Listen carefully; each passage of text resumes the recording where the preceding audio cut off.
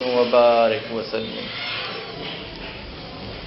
آج کا دور پریشانیوں کا دور ہے، ہر انسان پریشان ہے، امیر ہے تو وہ بھی پریشان ہے، غریب ہے تو وہ پریشان ہے، مرد بھی پریشان ہے اور عورت بھی پریشان ہے، بوڑھے بھی پریشان ہیں، جوان بھی پریشان ہیں، بے روزگار بھی پریشان ہیں اور روزگار والے بھی پریشان ہیں، ہر انسان پریشان ہے۔ اور اس پریشانی ایک دوسرے کو سارے بتاتے ہیں کہ جی بس پریشان ہوں۔ اب پریشانی سے نکلنے کے لیے انسان کو کوئی راستہ نظر نہیں آ رہا کہ جی یہ پریشانیاں اگر ہیں تو پریشانیاں ختم کیسے ہوں گی؟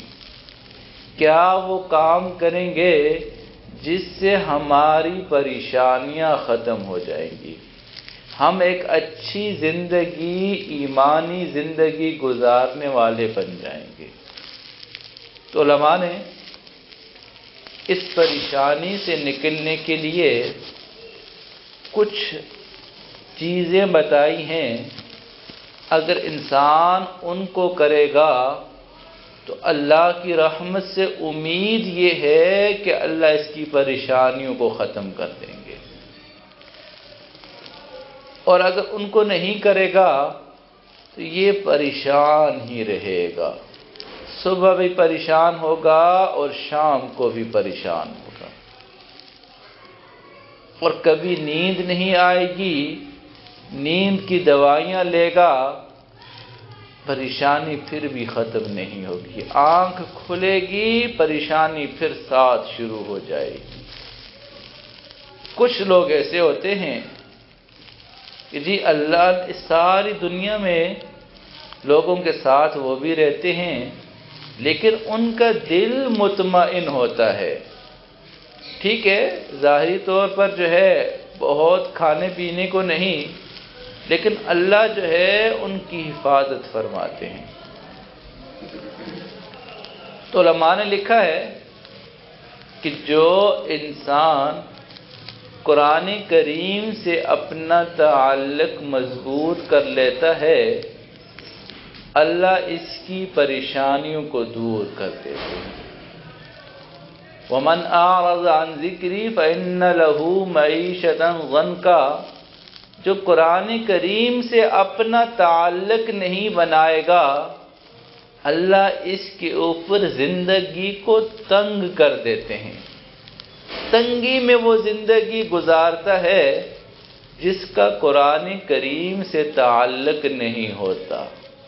تو آج ہم پورا دن ہر بندے کی زبان سے یہ سنیں گے کہ جی حالات خراب ہیں، لیکن قرآن سے تعلق جوڑنے کے لیے کوئی بھی تیار نہیں ہوگا۔ بس یہ آوازیں لگانے کے لیے تو ہر بندے کے پاس ٹائم ہے، قرآن سے تعلق جوڑنے کے لیے وقت نہیں۔ نہ جوان جوڑتے ہیں قرآن سے تعلق اور نہ بوڑھے جوڑتے ہیں۔ ہمارے حضرت فرماتے ہیں، بلکہ میں اس واقعے کا خود عینی گواہ ہوں، ایک جگہ ہم نے بلایا ان کو بیان کے لیے، تو انہوں نے بیان کیا، بیان کرنے کے بعد بیان میں یہ کہہ دیا اللہ نے اس قرآن کو ایسی کتاب بنایا ہے کہ 80 سال کا بوڑھا بھی قرآن کریم حفظ کر سکتا ہے۔ جب اس نے یہ جملہ سنا، پورے بیان میں اس کو یہ جملہ کلک کر گیا، کہنے لگا کہ میری عمر تو ابھی 55 سال ہے، ابھی 80 سال میں اگر کر سکتا ہے تو میرے پاس ٹائم ہے۔ اس نے ہمت کر کے قرآن کریم حفظ کرنا شروع کر دیا، قرآن سے ایسا تعلق بنا دیا کہ صبح جو ہے پڑھتا، پھر آفس چلا جاتا، شام کو آتا، پھر آفس جو ہے نا قرآن کے آفس سے آتا، مسجد چلا جاتا۔ ایک دن میں نے اس کو کہا کہ بھائی تم آپ حضرت کے بیان میں نہیں جاتے؟ کہ حضرت نے مجھے ایک چیز بتا دی ہے، بس میں اسی کے علاوہ کچھ نہیں کروں گا۔ تو قرآن کریم سے ایسا تعلق مضبوط بنایا، 3 سال بعد وہ بندہ حافظ قرآن بن گیا۔ اور مجھے اس نے کہا کہ جی آپ آئیں، آپ کی وجہ سے تو میں نے حفظ شروع کیا تھا۔ تو اس کے بعد زندگی گزارتا رہا، آخر میں جو ہے کینسر ہو گیا اور فوت ہو گئے۔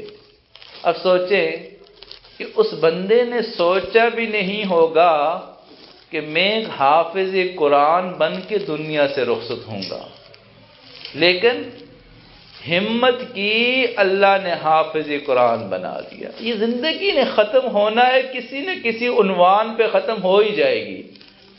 بیماریاں لگے گی تب بھی ختم ہو جائے گی، نہیں لگیں گی تب بھی ختم ہو جائے گی۔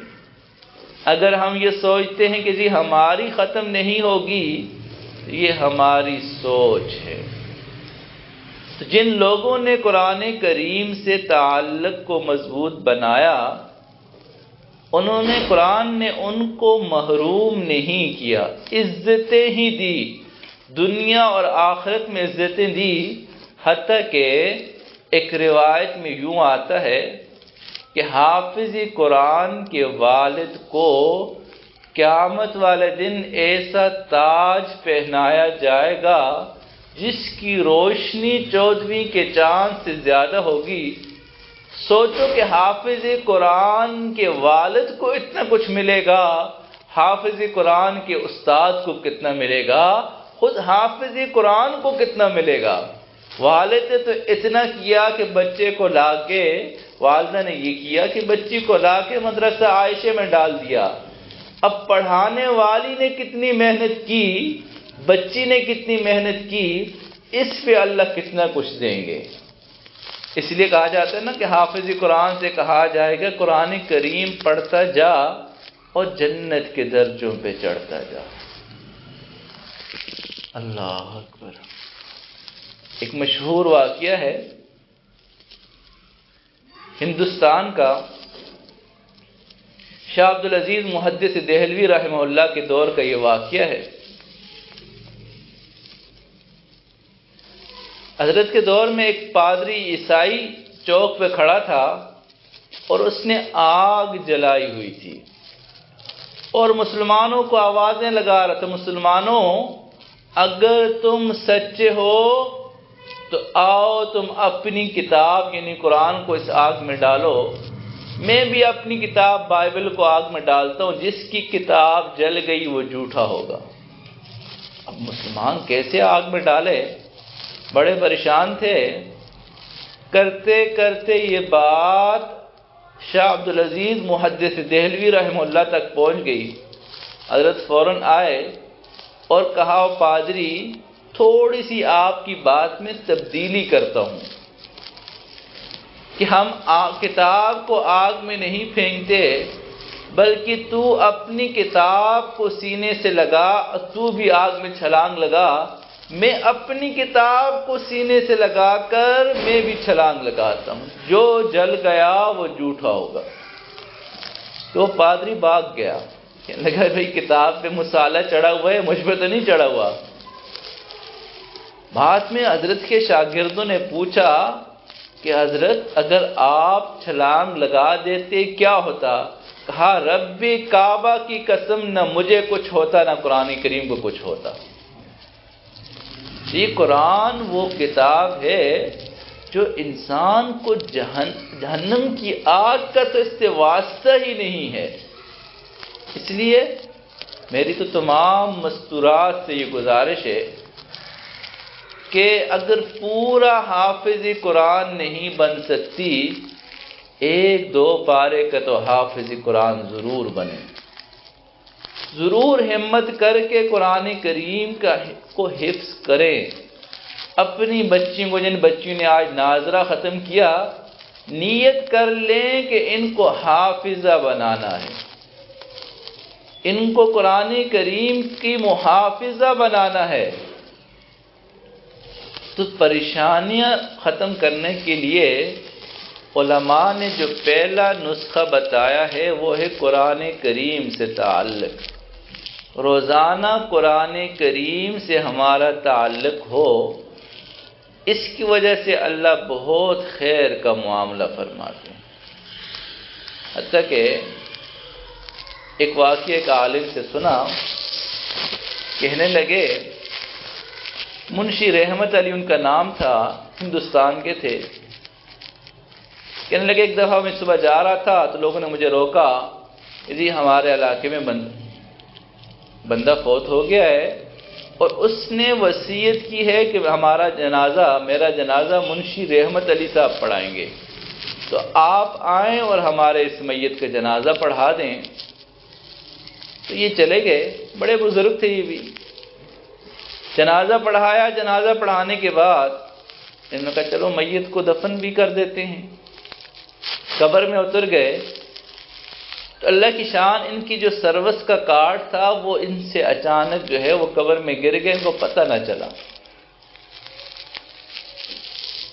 تو جب قبر بند کر دی، بند کرنے کے بعد اب حضرت کو خیال آیا یار میرا کارڈ تو گر گیا ہے، جیسے کوئی چیز گرتی انسان کی سمجھتے کوئی چیز گری ہوگی، بعد میں خیال ہے وہ میرا تو کارڈ تھا وہ۔ تو لوگوں سے پوچھا اس کے ورثاء سے کہ جی میں اگر آپ اجازت دیں تو میں قبر کو کھول دوں؟ کہا جی آپ عالم ہیں، آپ کھول دیں۔ تو کہتے ہیں میں نے قبر کھولی تو قبر پھولوں کا باغ بنی ہوئی تھی، پھولوں سے بھری ہوئی تھی۔ تو میں نے ان کی اہلیہ سے پوچھا کہ جی یہ بوڑھے میاں کیا عمل کرتے تھے؟ کہنے لگے کہ یہ چٹے ان پڑھ تھے، ان کو قرآن کریم پڑھنا بھی نہیں آتا تھا۔ پچھلے 40 سال سے میں ان کا ایک عمل روزانہ دیکھتی تھی، صبح فجر کی نماز پڑھ کے قرآن کریم کھول کے بیٹھتے، کہتے اللہ میں تو ان پڑھ ہوں، مجھے پڑھنا نہیں آتا، انگلیاں پھیرتے اللہ یہ جو آپ نے فرمایا اس لائن میں یہ بھی حق ہے، اس لائن میں فرمایا یہ بھی حق ہے، یہ بھی حق ہے اور یہ بھی سچ ہے۔ ساری عمر وہ قرآن کریم کو حق کہتے رہے، اللہ نے اس کے ساتھ یہ معاملہ فرمایا جو قرآن کریم کو پڑھ لے گا، اللہ اس کے ساتھ کیا رحمتیں فرمائیں گے۔ اس لیے پریشانیوں سے بچنے کے لیے پہلا جو عمل ہے وہ ہے قرآن کریم سے تعلق بنانا۔ دوسرا عمل علماء نے لکھا ہے کہ دعا کرنا۔ آج ہم جو ہے وہ دعا نہیں کرتے، مہینوں گزر جاتے ہیں، ہماری آنکھوں میں آنسو نہیں آتے رب کے سامنے، لوگوں کے سامنے ہمیں رونا آتا ہے، رب کے سامنے ہم نہیں روتے۔ اور دعا کرنے والے کو اللہ کبھی محروم نہیں رکھتے۔ ایک روایت میں آتا ہے، بخاری شریف کی روایت ہے کہ 3 آدمی سفر کر رہے تھے، سفر کرتے کرتے رات آ گئی، ایک غار کے اندر جا کے رک گئے، اور اس غار پہ رک کے اندر داخل ہوئے، اللہ کی شان کوئی پہاڑ سے چٹان آئی بڑی سی، اس غار کے منہ پہ رک گئی، بالکل یہاں بند ہو گیا، نکلنے کے لیے کوئی راستہ نہیں۔ جس طرح آج کل ہمارے سارے نوجوان بچے کہتے ہیں جی ایسی پریشانی میں ہوں کہ نکلنے کا کوئی راستہ ہی نہیں ہے۔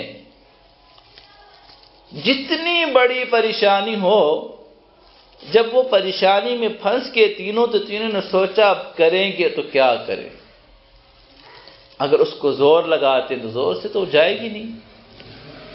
تینوں نے کہا چلو اللہ کو کسی اپنے عمل کا واسطہ دے کر دعا کرتے ہیں۔ تینوں کو سمجھ آ گئی کہ پریشانی سے اگر نکلنا، جس پریشانی سے نکلنے کے لیے سارے دروازے بند ہو گئے، دعا وہاں سے بھی کوئی دروازہ کھول دے گی۔ تو ایک نے عجیب انداز سے، تینوں کی دعائیں بڑی عجیب ہیں، ایک نے کہا اللہ میری زندگی کا یہ معمول تھا کہ میں چونکہ بکریاں چراتا تھا اور شام کو واپس آتا، اور جب بکریوں کا دودھ نکالتا تو سب سے پہلے والدین کو دیتا، پھر بیوی بچوں کو دودھ دیتا۔ ایک دن میں چارے کی تلاش میں دور نکل گیا، رات کو جب پہنچا تو دیر بہت ہو گئی تھی، والدین انتظار کرتے کرتے سو گئے تھے۔ اب میں آیا، بیوی بچے بھی جاگ رہے تھے، وہ مانگ رہے تھے، میں نے دودھ نہ دیا ان کو۔ میں والدین کے سرہانے کھڑا رہا دودھ کا پیالہ لے کر، وہ سوتے رہے۔ رات کو کسی وقت آنکھ کھلی ان کی، میں نے تب دودھ دیا۔ اللہ جو میں نے اتنا انتظار کیا ان کا، اپنے بچوں کو نہیں دیا، صرف آپ کو راضی کرنے کے لیے۔ اللہ اس چٹان کو ہم سے دور فرما۔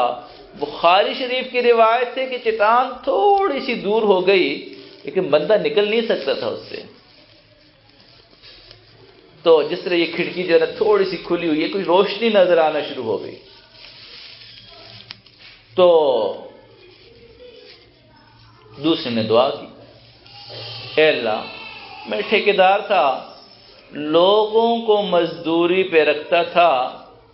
ایک دن ایک نوجوان نے مزدوری کی اور کرنے کے بعد اس کی دہاڑی لینے کا وقت آیا، وہ چھوڑ کے چلا گیا، لیکن اس کی وہ پیسے میرے پاس تو امانت تھے۔ میں ان پیسوں کو جو ہے کاروبار میں لگا دیا، اور وہ کاروبار بڑھتا گیا۔ کئی سالوں کے بعد جب وہ آیا، مجھے کہا کہ جی میرے آپ کی طرف ایک دن کی دہاڑی کے پیسے بنتے ہیں۔ میں نے کہا اس پوری دو پہاڑوں کے بیچ میں جتنی بکریاں، جتنے اونٹ، جتنی گائے نظر آ رہی ہیں، سب تمہاری ہیں، لے جاؤ۔ کہ اے اللہ، وہ لے گیا۔ پھر کہ اے اللہ، میں نے اس کے پیسے کی حفاظت بھی صرف آپ کے لیے کی تھی، ہم سے اس چٹان کو دور فرما۔ چٹان تھوڑی اور کھل گئی۔ تیسرے نوجوان نے کہا، اللہ، میری ایک کزن تھی اور میری اس سے دوستی کا تعلق تھا۔ ایک دن اس نے جو ہے، میں نے اس سے انتہائی قربت کا مطالبہ کیا۔ اس نے کہا اللہ سے ڈر اور یہ کام مت کر۔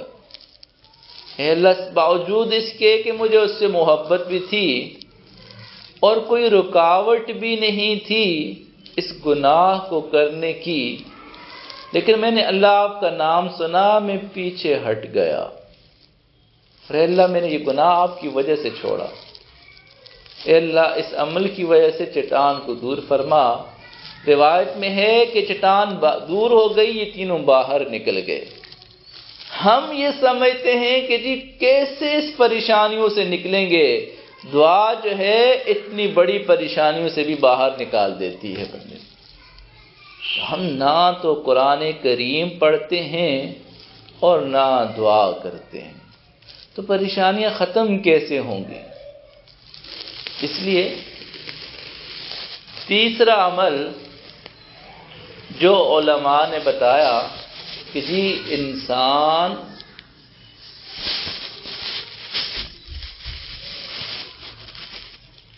استغفار کرے۔ استغفار کیا چیز ہے؟ حدیث مبارکہ میں آتا ہے کہ من لزم الاستغفار، لوگ آ جاتے ہیں نا، حضرت کوئی وظیفہ بتا دے، حضرت کوئی وظیفہ بتا دے، تو بھائی یہ وظیفہ ہی ہے، اور یہ وظیفہ سب سے بڑے حضرت نے بتایا، رسول اللہ صلی اللہ علیہ وسلم نے بتایا۔ انسانوں کے بتائے ہوئے وظیفے شاید عمل کریں شاید نہ کریں، جو وظیفہ رسول اللہ صلی اللہ علیہ وسلم نے بتایا، آسمان نیچے جا سکتا ہے، زمین اوپر، وہ وظیفہ عمل کر کے دکھاتے ہیں، لیکن ہم کرتے نہیں ہیں۔ ہمیں کوئی کہے کہ جی کالا بکرا لاؤ تو ہم کہتے ہیں ہاں یہ کوئی وظیفہ ہوگا، یوں کرو تو کوئی وظیفہ ہے۔ جو رسول اللہ وظیفہ بتا دیں اس پہ ہمارا یقین ہی نہیں ہے۔ اللہ کے نبی صلی اللہ علیہ وسلم نے ارشاد فرمایا من لزم الاستغفار، جو استغفار کو لازم پکڑتا ہے، جعل اللہ لہ من کل ضیق مخرجا۔ اب دیکھیں اللہ کے نبی کیا فرما رہے ہیں، اللہ اس کے لیے ہر تنگی میں سے راہ نکال دیں گے۔ استغفار کرنے والے کے لیے اللہ ہر تنگی میں سے راہ نکالیں گے۔ وَمِن كُلِّ هَمٍّ فَرَجًا، ہر غم سے اس کو کشادگی عطا فرمائیں گے۔ وَرَزَقَهُ مِنْ حَيْثُ لَا يَحْتَسِبُ، اس کو وہاں سے رزق دیں گے جہاں سے گمان بھی نہیں ہوگا۔ اس لیے استغفار لازم۔ ایک بزرگ تھے، بندہ آیا کہا حضرت میری اولاد نہیں، کہا استغفار کرو۔ کہا حضرت میں نے کوئی بڑا گناہ کر لیا، کہا استغفار کرو۔ کہا حضرت بارشیں نہیں ہو رہی، کوئی اور آیا کہا حضرت بارش نہیں ہو رہی، کہا استغفار کرو۔ کہا حضرت تھوڑا کمزور ہوں مالی لحاظ سے، کہا استغفار کرو۔ تو مختلف لوگ آتے گئے، حضرت سب کو ایک ہی وظیفہ بتاتے گئے۔ شاگرد حیران ہو گئے کہ یار حضرت ہر ایک کو ایک ہی بات بتا رہے ہیں، لوگ تو چاہتے ہیں نا کوئی نئی بات پتہ چلے۔ تو حضرت نے فرمایا کہ بھائی میں نہیں کہہ رہا، یہ رب کا قرآن کہہ رہا ہے، استغفروا ربکم انہ کان غفارا، استغفار کرو اپنے رب سے، وہ معاف کرنے والا ہے۔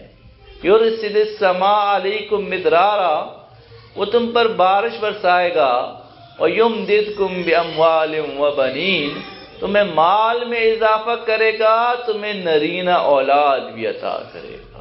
ویمددکم باموال وبنین ویجعل لکم جنات ویجعل لکم انہارا۔ اس لیے حدیث مبارکہ میں آتا ہے طوبیٰ، خوشخبری ہے اس انسان کے لیے جس کے نامہ اعمال میں استغفار زیادہ ہے۔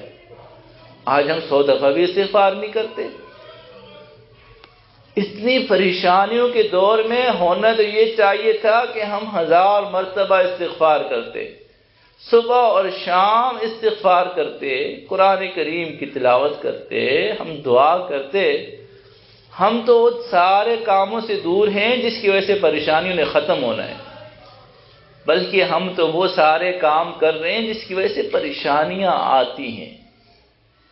نمازیں ہم چھوڑیں گے، گانے ہم سنیں گے، جھوٹ ہم بولیں گے، قطع رحمی ہم کریں گے، گھنٹوں فیس بک استعمال ہو رہا ہے، گھنٹوں واٹس ایپ استعمال ہو رہا ہے، یوٹیوب پہ گھنٹوں جو ہے ویڈیوز فلمیں دیکھی جا رہی ہیں، تو یہ کہاں رحمتیں برسیں گی؟ رحمتیں کہاں برسیں گی؟ اس کی مثال یوں سمجھیں، جس طرح بارش ہوتی ہے نا، تو بارش میں کوئی بندہ اپنے اوپر چھتری لے لے، اب بارش اس کے اوپر نہیں برسے گی، اس کے اوپر چھتری لے لی ہے، چھتری ہٹائے گا تو یہ بارش اس کے اوپر آئے گی۔ اللہ کی رحمت برس رہی ہے، لیکن ہم نے اپنے اوپر گناہوں کی چھتری کر دی ہے۔ وہ رحمت آتی ہے، ادھر ادھر چلی جاتی ہے، ہمارے اوپر نہیں آتی، وہ برکتیں آتی ہیں۔ اس لیے قرآن کریم میں ہے نا، وَلَوْ أَنَّ أَهْلَ الْقُرَىٰ آمَنُوا وَاتَّقَوْا لَفَتَحْنَا عَلَيْهِمْ بَرَكَاتٍ مِّنَ السَّمَاءِ وَالْأَرْضِ، کہ بستی والے اگر ایمان لاتے، نیکی والی زندگی گزارتے، ہم ان کے اوپر آسمان و زمین کی برکتیں نازل کر دیتے۔ تو پریشانیوں سے نکلنے کے لیے جو راستے قرآن و حدیث سے پتہ چلتے ہیں وہ ہے قرآن کریم کا پڑھنا، سمجھ کر انسان پڑھے یا بغیر سمجھے پڑھے۔ خیرکم من تعلم القرآن وعلمہ، تم میں سب سے بہترین وہ ہے جو قرآن کریم سیکھے اور سکھائے۔ تو یہاں آپ کی باجی اتنے جو ہے بہترین انداز سے قرآن کریم سکھاتی ہیں، ناظرے کی الگ کلاس ہے، حفظ کی الگ کلاس ہے، تفسیر کی الگ کلاس ہے، مسنون اعمال کی الگ کلاس ہے۔ اب بھی کوئی نہ پڑھے تو قصور پھر کس کا ہے؟ تو پریشانیوں سے نکلنے کے لیے ایک راستہ تو قرآن کریم کا ہے اور دوسرا راستہ دعا کا ہے کہ دعا زیادہ کرنی چاہیے۔ کئی دفعہ لوگ یہ کہتے ہیں کہ جی مجھے تو اللہ سے مانگنا ہی نہیں آتا۔ افسوس، مجھے تو مانگنا ہی نہیں آتا، میں کیا مانگوں؟ اس اللہ کو بڑے بڑے الفاظ نہیں چاہیے، وہ اللہ کے سامنے انسان جولی پھیلا کے بیٹھ جائے۔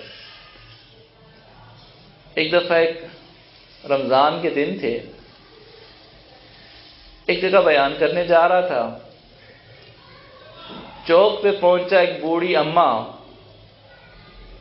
اپنے دوپٹے کو آگے کر کے اس کا بازو جو ہے نا وہ پھیلائے، دوپٹے کو جو ہے نا آگے مانگنے والے انداز میں لے کے بیٹھی ہوئی تھی، کچھ بھی نہیں کہہ رہی تھی۔ لوگ آتے تھے، اس کے جو ہے دوپٹے میں پیسے ڈالتے چلے جاتے۔ میں نے سوچا یہ دیکھیں کہ جی عورت اپنا دوپٹہ آگے کیا ہوا ہے، ہاتھ پھیلائے ہوئے ہیں، مانگ نہیں رہی، صرف ہاتھ پھیلائے ہیں۔ اللہ اس کو محروم نہیں کر رہے۔ جو انسان رب کے سامنے ہاتھ پھیلا دے گا، اللہ اس کو کہاں محروم کریں گے؟ نہیں مانگنا آتا کوئی بات نہیں، ہاتھ تو پھیلانا آتا ہے نا، ہاتھ پھیلا لیں، ہاتھ آگے بڑھا دیں۔ کہتے ہیں اللہ مانگنا نہیں آتا، رونا نہیں آتا، دل سخت ہو گئے، اس دنیا نے ہماری توجہ لذت وہاں لگا دی، اللہ اب کرم کر لے، تو اللہ کرم کر دیں گے۔ وہ اللہ بڑے کریم ہیں، بہت کریم ہیں۔ بندہ گناہ سے یوں توبہ کرتا ہے، اللہ کی رحمتیں یوں برسنا شروع ہو جاتی ہیں۔ ہم ہمت ہی نہیں کرتے گناہ سے توبہ کرنے کی۔ جس وجہ سے انسان اللہ پریشانی کو دور کرتے ہیں، پہلا عمل قرآن کریم ہے اور دوسرا دعا ہے اور تیسرا استغفار ہے۔ اس لیے کوشش یہ کریں کہ جی استغفار کو لازم کریں، دعا کو لازم کریں اور قرآن کریم پڑھیں۔ اس کے لیے آسان ترتیب یہ ہے کہ مدرسے کے ساتھ جڑ جائے۔ ایک اور بات کر کے بات کو ختم کرتا ہوں کہ آج صبح جو ہے وہ یہ بات سنی، مجھے بہت اچھی لگی، جیسے عنوان سے متعلق نہیں۔ تبلیغ کے اندر بہت بڑا کام جن لوگوں نے کیا، ان میں ایک مفتی زین العابدین صاحب رحمہ اللہ تھے۔ حضرت کا جو ہے وہ حضرت ایک عجیب کام کیے پوری تبلیغ میں، دنیا میں ہر جگہ سفر کیا اور بہت عروج دیا تبلیغ کو۔